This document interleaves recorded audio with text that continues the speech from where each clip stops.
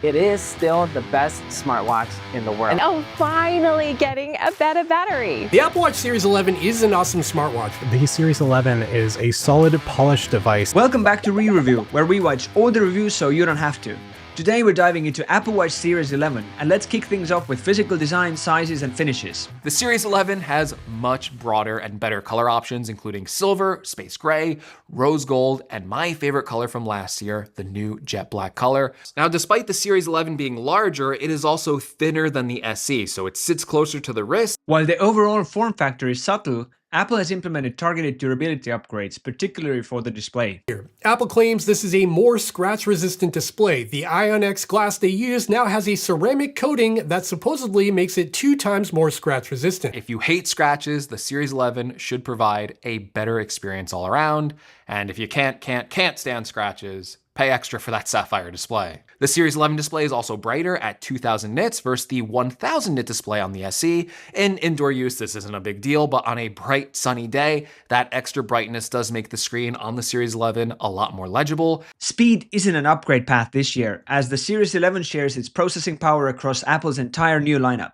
One big thing the SE3 has going for it is that it literally uses the same exact S10 chip as the flagship Series 11 and Apple Watch Ultra 3, meaning you do not get a speed advantage on the more expensive model. And actually using this watch, holy moly, is it ever so much smoother and faster than my Series 5 was. That thing had gotten quite laggy when it came to basically doing anything on it at this point. Connectivity sees an efficiency improvement, though the practical benefits may depend on your usage habits. And all these cellular additions across all of Apple's 2025 lineups now include 5G. Now, does 5G really matter for a smartwatch? Well, not really, but in some cases it does. Practical use, when you're actually doing stuff on your watch, you're probably not going to notice the 5G unless you're downloading apps or downloading podcasts. That second one is the most important. You see, podcasts can be particularly large file sizes, especially if they're like several hours long. And if you download it to the watch from Apple Podcasts, that can take a while. And historically, Apple has had extremely accurate heart rate data. But the Apple Watch Series 11 does a fantastic job of following our control throughout this entire run. I'd say that the Apple Watch Series 11 looks pretty solid. Keep in mind that this watch does not have the precision dual frequency GPS chip that the 970 has and the Apple Watch Ultra 3 have. That said, in almost all of my testing between these two watches side by side, I'm seeing virtually no differences between the Ultra 3 and the Series 11. The most universally praised aspect of the Series 11 is the significant boost in battery life, which finally makes overnight tracking far more convenient. Now, Apple's claim on the Series 11 is now 24 hours, but in reality, I am getting on average between 28 and 32 hours. I even find there's significant improvement when using the watch in cellular mode. If you are out and about using this without a phone connected and with no Wi-Fi in sight, the Series 11 gives me 16 hours. This is actually a big improvement over the Series 10, which lasted me around 12 hours in the same test. And for those who do use it for sleep tracking, the physical device is well suited for 24/7 wear. This watch is like a pebble. It's smooth, it's minimal, it's a lot more comfortable to sleep with. I would even say noticeably more comfortable. You can now charge up your Apple Watch Series 11 to 80% from 0 in 30 minutes. 15 minutes of fast charging will give you 8 hours of usage. This changes things a lot on the Apple Watch. This makes you want to sleep track with your Apple Watch a lot more. The most impactful new health features are often available through watchOS 26, meaning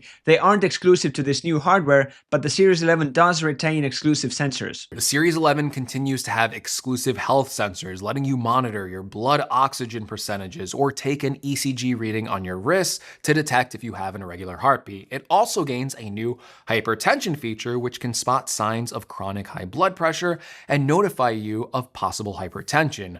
This new tech is using the same optical heart rate sensor that's been on the Apple Watch for a while now. But what's new here is a new algorithm that is designed to spot patterns that correlate with high blood pressure. On the software side, Apple has finally provided a more intuitive way to view your data. Apple announced a brand new feature called Sleep Score, which basically brings everything that you love about sleep tracking, but in a more digestible design. Well, I think for some people, a sleep score can be a great way to help gamify better sleep habits, but overwhelmingly, it's something that pretty much every other watch has. If you've got a previous generation Apple Watch, like the recently announced Apple Watch Series 10, or even an Apple Watch Series 8, you're still going to have sleep score. You basically got your Apple Watch upgraded for free. Gestures have simply changed the way that I use my Apple Watch from double tap to flick. There's so many instances where usually your hands are busy.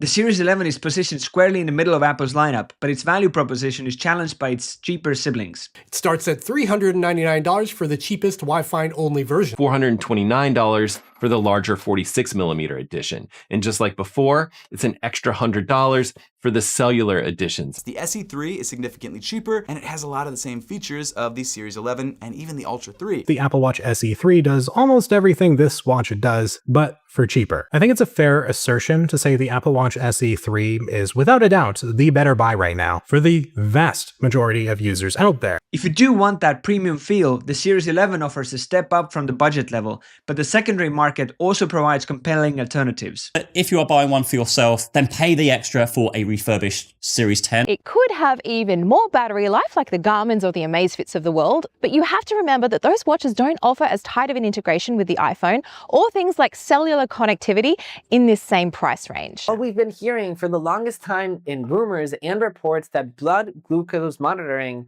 is coming to the Apple Watch. That is a feature that will change so many people's lives.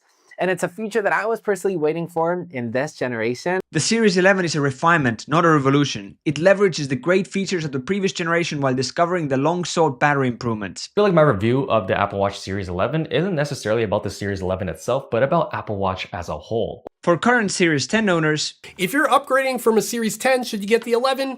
No, probably not. For Apple Watch Ultra comparison, I think for most people deciding between these two, it's really just split on the design.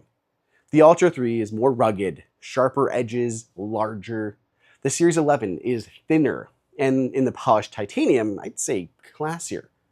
For my use cases, I actually prefer the Series 11. For first-time and older users looking to upgrade, if you have an older watch, this is a compelling upgrade. The Series 3, 4, and 5 to the Series 11 is a no-brainer. The screen improvements, battery, and overall feature set really do make it worth it. The Apple Watch SE3 is without a doubt the better buy right now for the vast majority of users out there. This watch has a perfect middle ground of battery life, of sensors. It's got basically all the sensors that you need. And if you don't have an Apple Watch and you're willing to spend $400 to $500, then definitely get the Series 11. This is one of the best smartwatches out there. It is the best overall Apple Watch for the price point, hands down. The Series 11 acts like a central hub for Apple Watch lineup, offering the perfect blend of essential sensors and boosted battery life, making it the default choice for anyone willing to spend little more than the budget SE3. Thanks very much for watching this ultimate roundup review of the Apple Watch Series 11, and come back for more re-reviews where we watch all the reviews so you don't have to.